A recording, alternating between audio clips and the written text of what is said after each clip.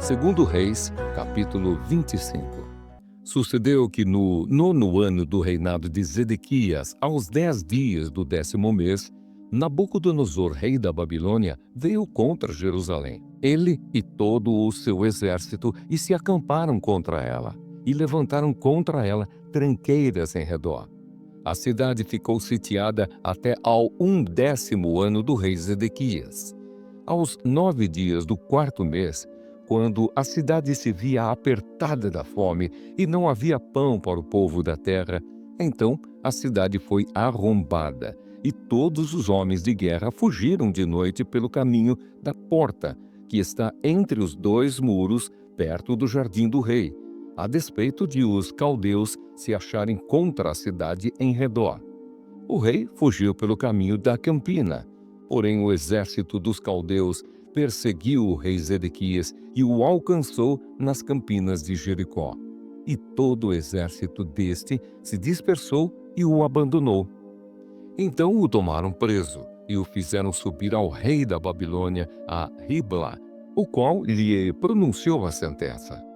Aos filhos de Zedequias mataram à sua própria vista e a ele vazaram os olhos. Ataram-no com 2 cadeias de bronze e o levaram para a Babilônia. O cativeiro de Judá. No 7º dia do 5º mês do ano 19º de Nabucodonosor, rei da Babilônia, Nebuzaradã, chefe da guarda e servidor do rei da Babilônia, veio a Jerusalém e queimou a casa do Senhor e a casa do rei, como também todas as casas de Jerusalém. Também entregou às chamas todos os edifícios importantes. Todo o exército dos caldeus, que estava com o chefe da guarda, derribou os muros em redor de Jerusalém. O mais do povo que havia ficado na cidade e os desertores que se entregaram ao rei da Babilônia e o mais da multidão, Nebuzaradã, o chefe da guarda, levou cativos. Porém, dos mais pobres da terra, deixou o chefe da guarda ficar alguns para vinheiros e para lavradores. Cortaram em pedaços os caldeus, as colunas de bronze que estavam na casa do Senhor, como também os suportes e o mar de bronze que estavam na casa do Senhor, e levaram o bronze para a Babilônia. Levaram também as panelas, as pás, as espevitadeiras, os recipientes de incenso e todos os utensílios de bronze com que se ministrava. Tomou também o chefe da guarda os braseiros, as bacias e tudo quanto fosse de ouro ou de prata. Quanto às 2 colunas, ao mar e aos suportes que Salomão fizera para a casa do Senhor, o peso do bronze de todos estes utensílios era incalculável. A altura de uma coluna era de 18 côvados, e sobre ela havia um capitel de bronze de 3 côvados de altura. A obra de rede e as romãs sobre o capitel ao redor, tudo era de bronze. Semelhante a esta era a outra coluna com a rede. Levou também o chefe da guarda a Seraías, sumo sacerdote, e a Sofonias, segundo sacerdote, e os 3 guardas da porta.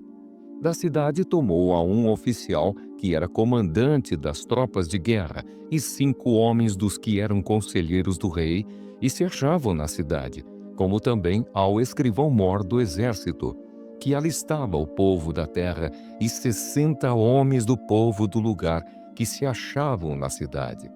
Tomando-os Nebuzaradã, o chefe da guarda, levou-os ao rei da Babilônia, a Ribla. O rei da Babilônia os feriu e os matou em Ribla, na terra de Amate. Assim Judá foi levado cativo para fora da sua terra.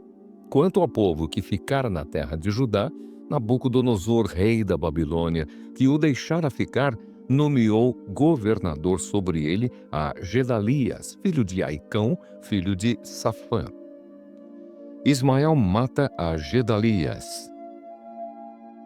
Ouvindo, pois, os capitães dos exércitos, eles e os seus homens, que o rei da Babilônia nomeara governador a Gedalias, vieram ter com este em Mispa, a saber, Ismael, filho de Netanias, Joanã, filho de Cariá, Seraías, filho de Tanumete, o Netofatita, e Jazanias, filho do Maacatita, eles e os seus homens.